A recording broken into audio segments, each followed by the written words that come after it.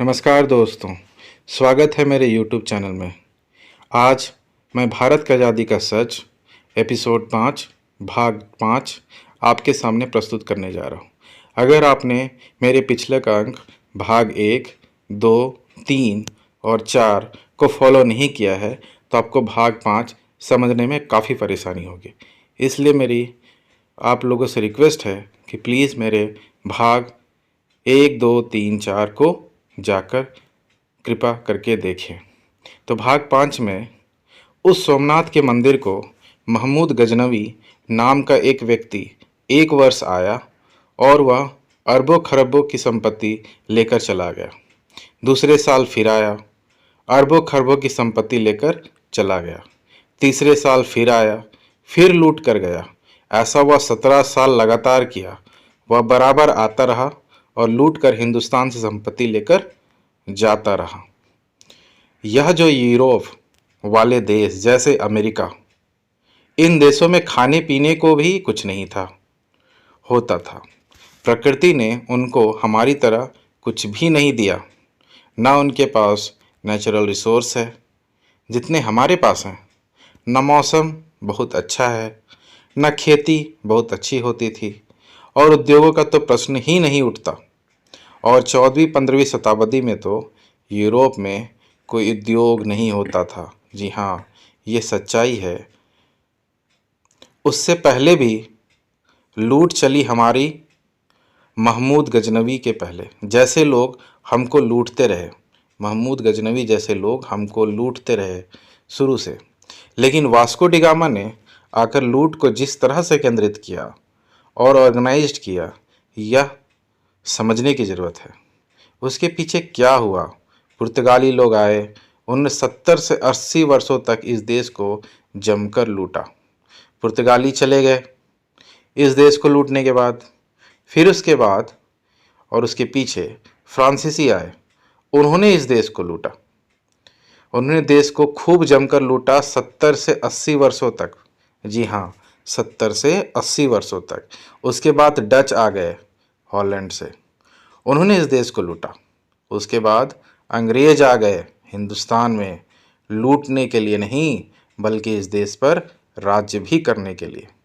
पुर्तगाली आए लूटने के लिए, फ्रांसीसी भी आए लूटने के लिए, डच भी आए लूटने के लिए, और फिर पीछे से अंग्रेज चले आए लूटने के लिए। अंग्रेज़ों ने लूट का तरीका बदल दिया, यह समझने की ज़रूरत है।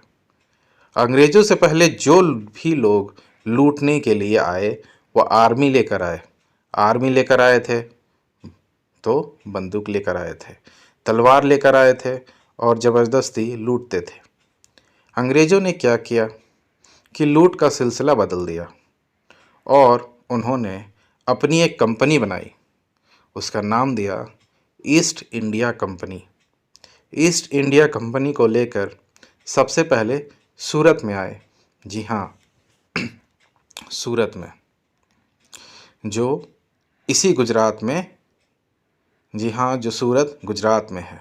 इसी गुजरात में, यह बहुत दुर्भाग्य की बात है, इस देश की लूट की शुरुआत अंग्रेज़ों के द्वारा गुजरात के रास्ते हुई थी। जितने लोग इस देश को लूटने के लिए आए बाहर से, वह गुजरात के रास्ते घुसे इस देश में। इसको समझिए क्यों? क्योंकि गुजरात में संपत्ति बहुत थी और आज भी है। तो अंग्रेज़ों को लगा कि सबसे पहले लूटने के लिए चलो सूरत। फिर हिंदुस्तान में कहीं नहीं गए, सबसे पहले सूरत में आए। जी हाँ, सूरत में, गुजरात में। और सूरत में आकर ईस्ट इंडिया कंपनी के लिए कोठी बनानी है, क्योंकि कहीं तो रहना है। ऐसा वहाँ के नवाब के आगे उन्होंने फरमान रखा। बेचारा नवाब सीधा साधा था, उसने ईस्ट इंडिया कंपनी को कोठी बनाने के लिए ज़मीन दे दी।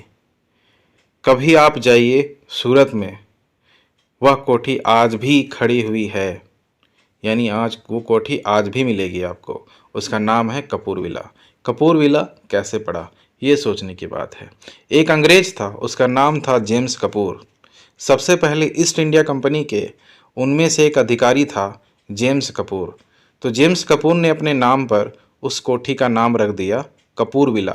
तो ईस्ट इंडिया कंपनी की सबसे पहली कोठी बनी जेम्स जेम्स कपूर के नाम पे कपूर विला, जो आज सूरत में है।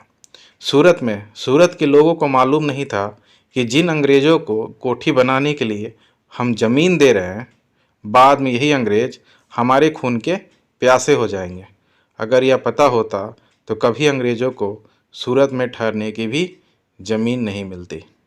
जी हाँ दोस्तों, इस तरह से अंग्रेज़ों ने भारत में अपने पैर पसारे।